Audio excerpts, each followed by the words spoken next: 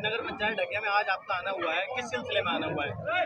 जो कांग्रेस के प्रत्याशी है हमारे भाई मुजम्मिल हुसैन साहब, उनके लिए वोट की अपील करने के लिए और यहाँ की जनता को बताने के लिए, समझाने के लिए कि तुम्हें किस तरह से सरकारों ने ठगा है, क्षेत्रीय पार्टी ने ठगा है, और जो तुम्हारा और इस देश का विकास कर सकती है वो सिर्फ कांग्रेस पार्टी कर सकती है।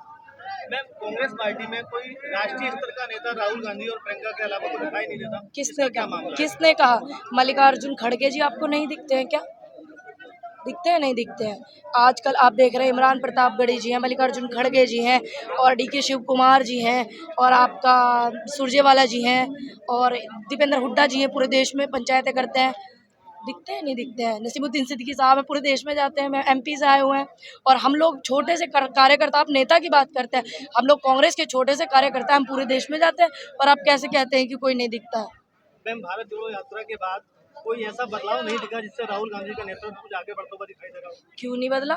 आप देखिए, सरकार बनाई गई हिमाचल में, सरकार बनने जा रही है कर्नाटका में, और आप देखिए आज देश की जो बेटियां बॉर्डर पर बैठी हुई हैं, मेडल लाने वाली पहलवान, उनके लिए प्रियंका गांधी जी गई हुई हैं, उनको इंसाफ दिलाएंगी। महंगाई की आवाज़ उठा रहे हैं, जनता हम लोगों के साथ जुड़ी हुई है, और सबसे पहले आप ढकिया में मुरादाबाद से चल कर के आए हैं, सिर्फ इसीलिए आए हैं कि कांग्रेस पार्टी का जो आने वाला समय है वो बेहतर है, और यहाँ के जो कार्यकर्ता और इनके नेता जो हैं वो इस देश की, इस जनता की आवाज़ उठाते हैं, देश में शांति चाहते हैं, इसलिए आप मुरादाबाद से चल के यहाँ तक आए हैं। बीजेपी ने कहा कि इस बार फिर 2024 में मोदी जी फिर प्रधानमंत्री बने। ये आपके दिमाग में भरा जाता है, ये आप जनता के में भरा जाता है, और सबसे पहले जनता से ज़्यादा कैच करते हैं आप, जो कि आपको कराया जाता है, फिर जनता को ये लगे नहीं नहीं सरकार तो यही बनेगी, यही बनेगी। इसमें पत्रकारों का बहुत योगदान रहता है, ये सवाल पूछ पूछ करके कि बीजेपी ये कहती है, बीजेपी वो कहती है। आप हमें बताइए ना कि हम उनसे क्या कहते हैं, हमें देश में शांति चाहिए। आप उन्हें बताइए ना, दिल्ली में बॉर्डर पे सो रही हैं बेटियाँ, जंतर मंतर पे सो रही हैं, पहलवान जो देश के लिए मेडल लाई थी, आप ये बताइए ना वो बेटी क्या कह रही है, उनकी हालत क्या बयां कर रही है। आप वो बताइए ना, 13 साल की बच्ची को अगवा कर लिया था मुरादाबाद में, उसकी माँ 13 साल तक धरना कर रही थी, वो क्या कहती थी। आप ये भी बताइए, लखीमपुर कांड में जो लोगों की हत्या की थी गृह राज्य मंत्री के बेटे ने, उनके हालात क्या है, आप उनके हालात बताइए ना। देश के 700 लोगों की शहादत हुई किसान आंदोलन में, उनके परिवार आज उम्मीद करते हैं कि इनको शहीदी का दर्जा दिलाया जाए। आप ये बताइए, आप ये मत बताइए कि बीजेपी क्या कहती है और वो क्या चाहती है। ये सबसे ज़्यादा आप जो है सरकार के लोगों को, और ज़्यादा इन्होंने जो गुंडे चंगू मंगू पाल रखे हैं उनको बढ़ावा देना है कि सरकार ये कहती है।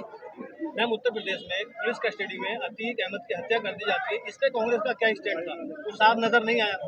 क्यों? आप सोशल मीडिया से आपको कैसे नज़र नहीं आया, बताइए। मैं हैरान हूँ कि एक पत्रकार होकर के आप इस तरीके की बातें कर रहे हैं कि कांग्रेस का स्टैंड नजर नहीं आया। आप तमाम निकाल करके देखिए डिटेल, आपको पता लग जाएगा। अगर कोई आरोपी है तो इस भारत में संविधान है, संविधान को मानने वाले लोग भारत में रहते हैं। चंद लोग हैं जो संविधान की धज्जियां उड़ाते हैं, और आज वो हमें संविधान सिखाते हैं। संविधान नाम की चीज़ है।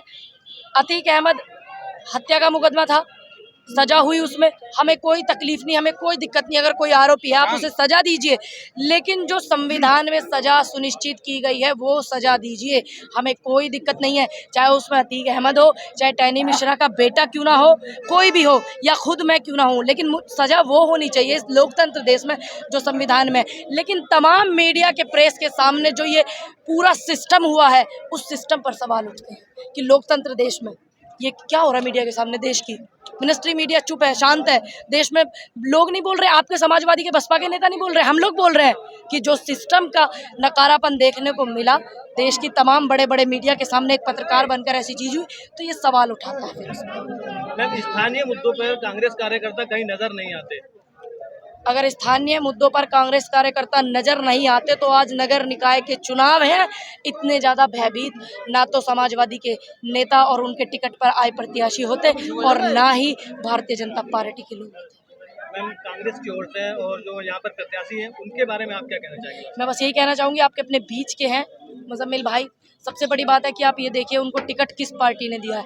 देश को आज़ाद कराने वाली पार्टी ने, समस्त देश की जो शहादतें लगी हुई हैं आज़ाद कराने में, उनके स्वाभिमान की पार्टी ने, उन्होंने उसको सींचा है। सबसे पहले आप ये देखिए, फिर आप ये देखिए कि व्यक्ति आपका कौन खड़ा है, आपके साथ कौन रहता है। फिर आप ये देखिए कि यहाँ आपके ढकिया में आकर के कौन कौन लोग आपसे वादा करके जाते हैं, और उनका रिकॉर्ड भी निकालिए कि वो अपने वादे पर खरे उतरे कि नहीं उतरे, तो वो आपके वादे पर भी खरे उतरेंगे। हम लोग यहाँ पे आए हुए हैं, जितने भी चेहरे आप देख रहे हैं, चाहे सिद्दीकी साहब हो चाहे हम हो, हम लोगों ने जो बात कही है, अभी हमारी सरकार नहीं है यूपी में, चुनाव भी लड़े हैं, हमने जो बात कही है, हमने जो वादे किए हैं वो पूरा किया है। बलात्कार हो गया बेटी का, उसके साथ खड़े रहे हैं। दलित के साथ अत्याचार हो गया, उसके साथ खड़े रहे हैं। भारत के भाईचारे को बरकरार करने के लिए उसके साथ खड़े रहे हैं।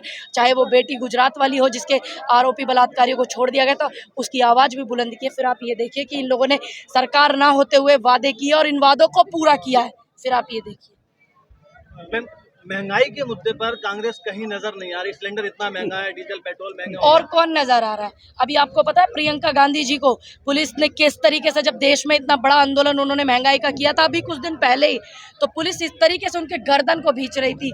वो पुलिस थी या पुलिस के भेष में भाजपा के कार्यकर्ता थे, क्या थे, वो तमाम लोगों ने देश में देखा था। और आज महंगाई का मुद्दा, बेरोजगारी का मुद्दा, शिक्षा का मुद्दा, बलात्कारियों का जो ये तंज कसना या उनको सजा दिलाने की आवाज़ उठाना, ये सब मुद्दे कौन उठा रहा है भैया? कांग्रेस उठा रही है। हम भी कांग्रेस के एक छोटे से कार्यकर्ता हैं, तो आप कैसे कहते हैं कि कांग्रेस महंगाई की आवाज़ नहीं उठाती? हम अपने बुलंदशहर से चल के यहाँ, फिर यहाँ से पूरे देश में घूम रहे हैं, महंगाई महंगाई चिल्ला रहे, बेरोजगारी बेरोजगारी चिल्ला रहे, और आप कह रहे हैं कि कांग्रेस के मुद्दे नहीं उठाते नेता। मैम, मीडिया को लेकर अक्सर सवाल किए जाते हैं कि मीडिया बिक गया है, गोदी मीडिया, लेकिन मीडिया के सामने कांग्रेस के बहुत कम प्रवक्ता आते हैं जो बात को रखें अपनी। मैं इसका जवाब मैं दूंगा। चलिए, जी सर। आप पहले पूछ लीजिए पूरी बात। अगर इस देश का मीडिया नतमस्तक न मैं होता, चेयरमैन हूँ मीडिया का, मैं जवाब दूंगा। तो अगर नतमस्तक ना होता तो किसान आंदोलन वाले लोगों को खालिस्तानी ना बताया जाता। और रही बात प्रवक्ताओं की, अगर प्रवक्ता बातें ना उठाते तो उनके आगे ईडी सीबीआई की जांचें न चलती जो आज देश में चल रही हैं। बाकी मेरे से ज़्यादा बेहतर अंकल जी बताएंगे, उनको मुझसे ज़्यादा तजुर्बा है। उत्तर प्रदेश में निचले चुनाव में कांग्रेस ने कितनी सीट उतारी है इस साल? हमारे कांग्रेस ने नहीं, जो कौन सी सीटों की बात कर रहे हैं? चलिए निचले चुनाव की सीट क्या? निचले अरे मेयर की बात कर रहे हैं, नगर पालिका की बात कर रहे पालिका की सब है हैं। नगर पालिका जितने भी हैं, सारे नगर सभी में पालिकाओं चुनाव में लड़ा रहा। हम लड़वा रहे हैं। कुछ नगर पंचायत में हम नहीं लड़ा रहे हैं। कुछ टिकट भी